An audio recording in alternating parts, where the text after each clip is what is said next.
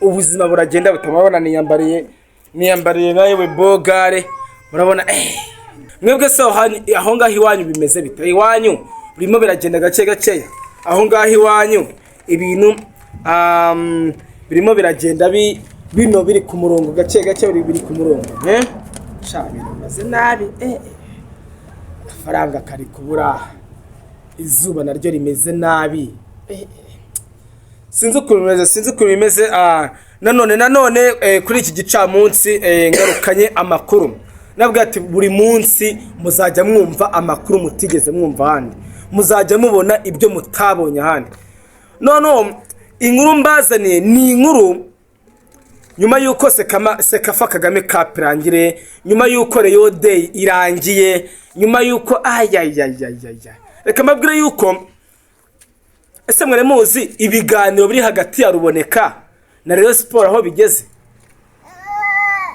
ese waruzi Shema Fabrice icyo yazize ese Tony Gitoga waruzi ko atatangiye imyitozo turareba ibyo bari buze kumuha Tony Gitoga yageze mu Rwanda dirano ndakubwira abakinnyi babiri yongeyemo ibintu ni byinshi ibiganiro hagati ya Ruboneka na Zuberi na niyo mugabo Claude ibintu bimeze nabi ibintu ni byinshi giye kubwira nkuzaniye amakuru menshi cyane nkuzaniye amakuru ewana ase waruzigiye champion imikino nyafrika izatangira nkuzaniye ibintu byinshi aperi kwikora muri komana ariko mana we ibintu amakuru nkuzaniye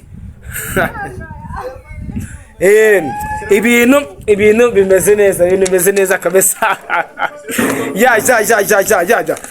twaje twita kwanza ndabanza nshimire wowe wabanje gukanda subscribe mu byubahiro ngugomba narebwa n'umuntu umwe narebwa n'abantu babiri ndagushimiye wowe ufata umwanya wawe ukareba Generation TV ndagushimira kuko aya makuru nta handi hantu uzayasanga ibiganiro turi gukora nta handi hantu wabisanga njyewe ndagira ngo wandike kuri comment aho ngaho ndagira ngo wowe uri kundeba ndashaka ngo wowe wandika kuri comment uvuge ngo ibintu uri kuvuga ntago ari byo ndashaka ngo ubyandike muri comment ndashaka comment 20 ndifuza comment 20 kugira ngo ibintu bigende neza yes ndagushimira rero wowe ufata umwanya ukatureba ndagushimira wowe uburyo ugenda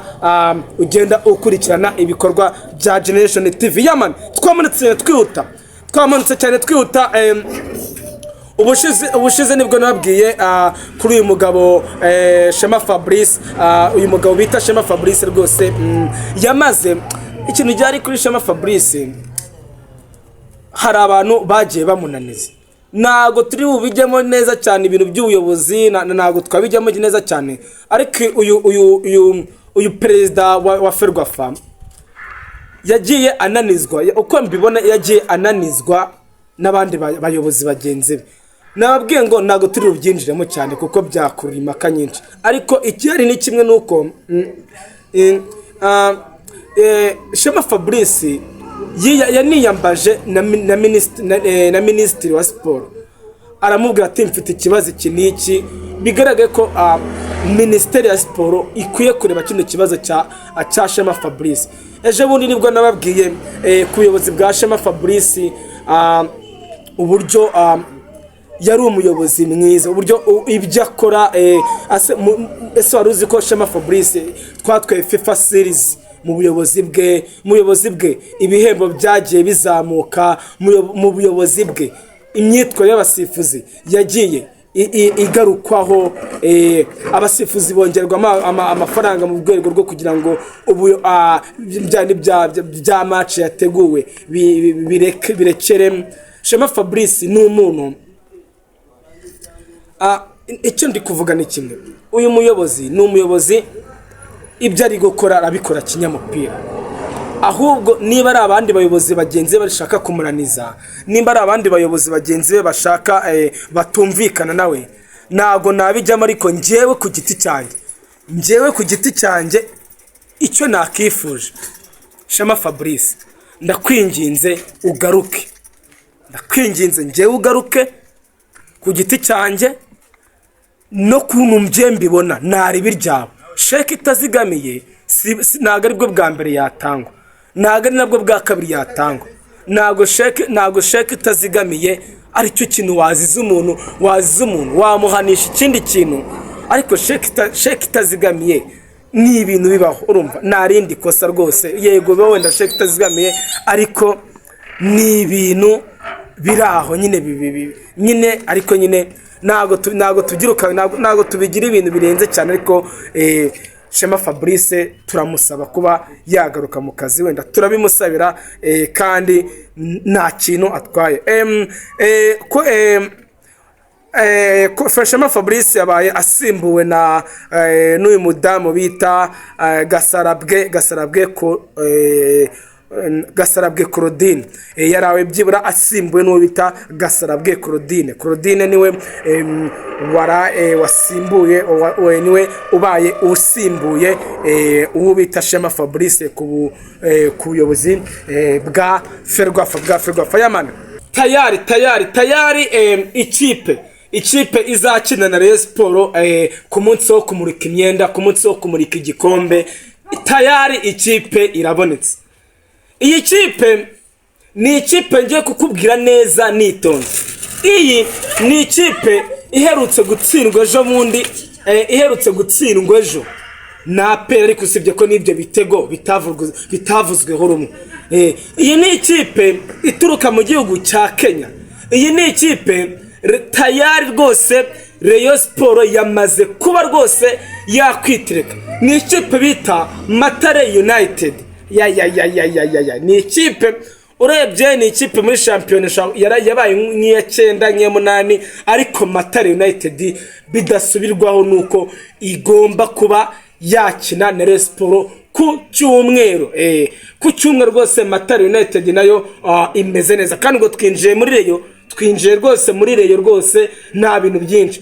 Matare United rero nayo Matare United ni ikipe igomba kuba yakina mu mahango, yakina ku cyumweru mu mahango wo kumurika igikombe no mu mahango wo kumurika imyenda mishya ya Rayon Sport. Jairut kabisa yamaze kuvuga yuko rwose imyenda yabonetse kandi ihari. Mbifurize kuba mwese, mbabwire yuko mwese imyenda ku cyumweru izaba yari kandi izaba iri ku giciro cyiza. Tony Gitoga dukomeje kumwihanganisha kuba yagize gutya agapfusha umubyeyi we. Tony Gitoga rero nawe uyu munsi yageze mu myitozo. Murabizi neza ko ibyo narabwiye yuko Tony Gitoga niwe muntu yaramwegereye. Hari ingingo Francis yaramwegera amwe ati wowe humura wikurikirana, wowe wikomeza gukurikirana, wikomeza kuvuga ngo urava mu gupfusha, ngo nuva gupfusha ngo yituza ngo witorore mu mupira, icecekere ibihembo abandi bazafata. Nababwiye ko ubushize kuri muze kujya kuri Generation TV, ubushize nababwiye yuko Tony Gitoga ibintu byose ikipe yahawe nawe azabona, yaba prime, yaba ibintu byose umukinnyi yahawe muri Sekafa Kagame Cup. Hari ingingo yamaze kumisezerano ry'uko ibyo byose akwiye kuba yabihabwaho, kuko n'umukinnyi nawe buri rimwe na rimwe wagiye afasha ikipe Rayon Sport, yagiye afasha bagenzi be mu myitozo, kimwe n'ababana bazamutse mu kademi Rayon Sport batoye, nabo bagiye bahabwa. Yego ntabwo bizabingana n'ibyabakinnyi bagenzi babo, ariko nabo bana nabo umubyeyi hari ingingo yavuze ngo bose n'abakinnyi bagiye bafasha bagenzi babo mu myitozo, bakwiye kubonaho akantu nabo bakaba nabo bafata ku gaprime, niyo kataba kenshi ariko bagafata ku gaprime. Tayari Dirani yamaze kuba yatangira kuganiriza abakinnyi. Hano nkuzaniye amazina n'imyaka n'igihugu bagiye gukomokamo, ariko n'abakinnyi babataka n'abakinnyi babataka Dylan arimo arashaka ntago baraza mu gihugu ariko Dylan arimo arashaka kuva hasi hejuru arimo arabashaka kuva hasi hejuru mu bucukumbuzi bwanjye rero hari babiri nabashije kuba nabona nacukumbuye ndababona ndavuga ndababantu ngomba kubavuga no kuri Generation TV nizere ko ari njye nyine ubavuze abakinnyi rwose barutayizamu Dylan diregiteri tekinike arimo arashaka amaze iminsi avugana nabe tayari rwose aba bakinnyi ngo bingomba kubavuga uwa mbere yitwa Etienne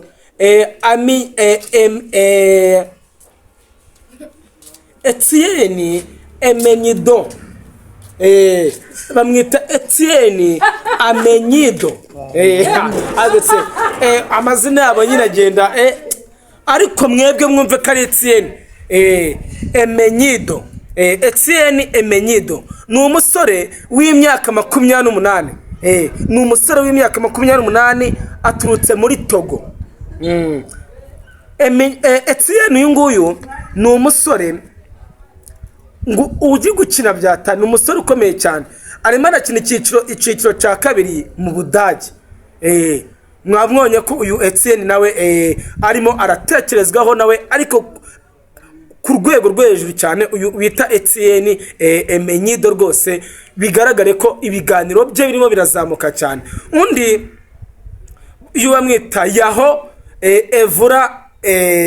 Evra Egibanyo Yaho Eva Egibanyo Yaho Eva Ebiganyo nawe Agibanyo nguyu nawe ni umunyatogo ariko isoko rituruka muri Togo Dylan nawe isoko rwose riri guturuka muri Togo naryo arimo araryumva neza Dylan isoko riri guturuka muri Togo rwose arimo araryumva neza ni umusore ufite imyaka 26 we n'umusore ufite imyaka 26 akaba n'umuntu yaravuye mu ikipe bita Karabu Constantine yo muri Algeria uyu bita Agibanyo yatutse mu ikipe bita Karabu Constantine ikina Ligue A iyo club ni Ligue yakinaga muri Ligue A muri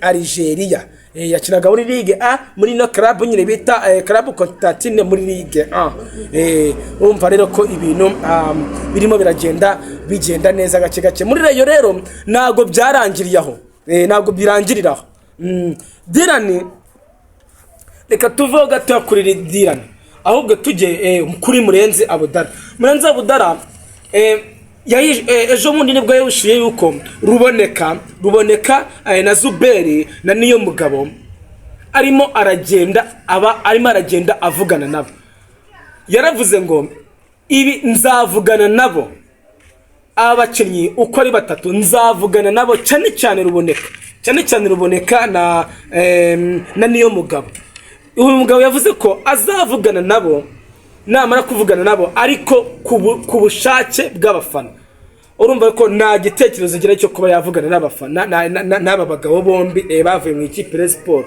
bavuye mu ikipe ya APR ariko ku gitutu cy'abafana abafana nibaramuka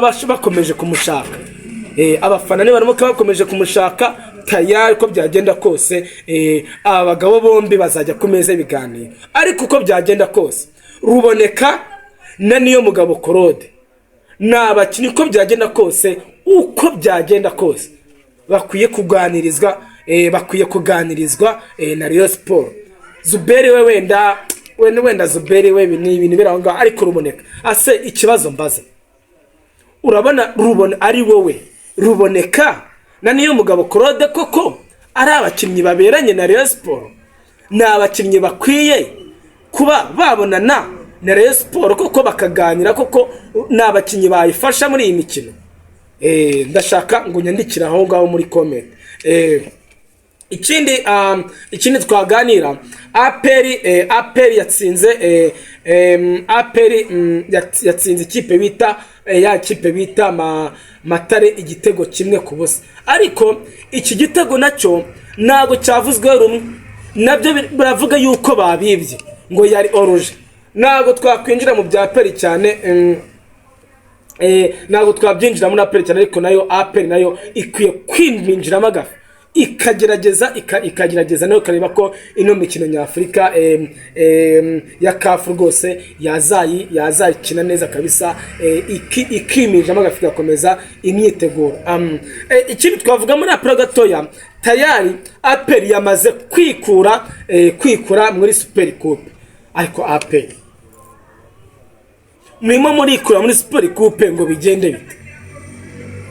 Watwaye shampiyona, utwara n'igikombe cy'amahoro, none ushaka kwikura mu rushanwa ngo bigende bite?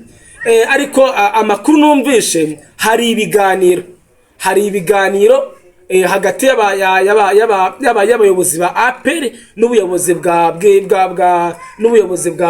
Ferwafa n'ubuyobozi bwa timu ishinzwe imisifurire. Uko byatubwiye bavuze ngo iri joro burira ibintu iri joro ibintu birara bikemutse, baraza kutubwira umwanzuro bafashe. Ikindi nabwo nuko hari ingingo nawe yagaragaye mu mukino APR yakiniragamo na Matare, igihe APR yatsindaga igitego kimwe. Urumva rero ko hari ingingo yagaragaye mu mukino, arimo arareba avuga ati resi ikipe tuzahura ku cyumweru ngomba kuyitegura gute, ngomba kuyitegura gutya. Jamani, tayari imikino ya Sekafa, imikino ya CAF tayari hamaze kumenyekana itariki izakinirwaho. Ariko mwumva amakuru mbanzana, mugende murebe niba hari undi muntu amakuru buyafite. Nge mba nyafite 5/5. Itariki CAF imikino ya CAF izatangiraho ni ku itariki 4 z'ukwa 9 2026. Aka kantu kanote umuntu wese ukeneye kureba zino match zose za CAF. Match zose zizatangira ku itariki 4 z'ukwa 9 2026. Nibwo izi match nibwo izi match zizagenda neza kabisa. Hari inkuru gatoya mbazaniye, hari inkuru gatoya mbazaniye. Tukiri kuri Reyo gatoya, Reyo bamaze ko bakandikirwa ibaruwa ya CAF.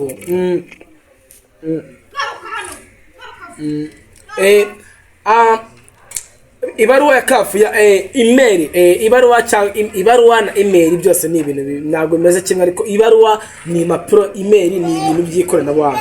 Email ya CAF yamaze kujya mu buyobozi bwa Rayon Sports ibabwira yuko igomba kuba rwose yaramaze kuwa 6 izaba yamaze gutanga urutonde rw'abakinnyi 27, harimo n'abandi 3 Rayon Sports ishaka kongeramo. Email ya CAF avuga ngo abakinnyi 27 muzakoresha muri CAF Confederation Cup, abo bakinnyi bakwiye kuba batangazwa mbere y'igihe. Nuko ngo kuwa 6 CAF igomba kuba rwose yamaze kubona urutonde rw'abakinnyi 27 bagomba kuba bakina ino mikino, harimo na 3 Rayon Sports iba ifite. Hari akantu mbazaniye. Uyu ni umutoza aka kantu gakate. Uyu ni umutoza w'ikipe bita Aigle du Congo. Uyu mutoza ni umutoza ngiye kubabwira, ni umutoza ushinzwe kongerera imbaraga abakinnyi mu ikipe ya Aigle du Congo. Murabizi Aigle du Congo ni ikipe izahura muri imikino nyafurika, ni ikipe izahura na APR yo mu Rwanda. Aigle du Congo rero, uyu mutoza igisekeje, wenda ntabwo twavuga ngo igishekeje kuko ni uburinganire. uyu mudamu yitwa, reka mbabwire izina rye nubwo mbona rikomeye cyane, ni izina yitwa Lisa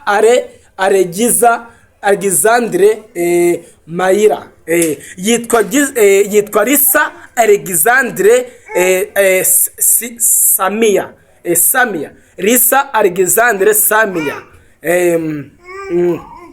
Uyu mugore ni umudamu, ni umugore, ni umukobwa, ni umukobwa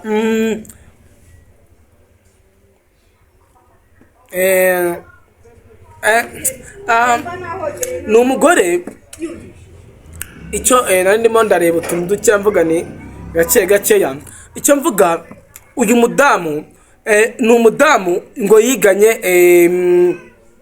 yiganye n'umugabo bita Ayabonga. Icyo kwigana uyu Lisa,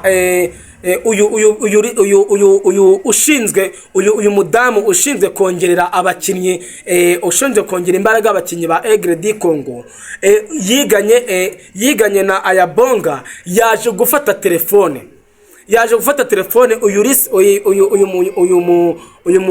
uyu mudamu yaje gufata telefone aganira na Ayabonga. Amwe se wowe Ayabonga, iyi kipe tugiye guhura nayo ko wabaye mu Rwanda, muramuzi Ayabonga ari mu Bugesera, yigeze kuba mu Bugesera. Iyi kipe bita Peri ko wabaye mu Rwanda, iyi kipe urayizi? Ayabonga aragenda mu manuka amuhimiriro yose ya Peri. Yaje gusubiza aravuga ati iyi kipe turaba turebana mu maso, iyi kipe nge nayo turaba tuyereka urucabana n'urucabana. Yamana, ndagushimiye rero, ndagushimiye wowe ukomeje gukurikira ibiganiro bya Generation TV. Narabwiye 5 kuri 5, umunsi umwe, umunsi ku wundi tuzadukomeza tobereza ibiganiro nk'ibi biryoshye.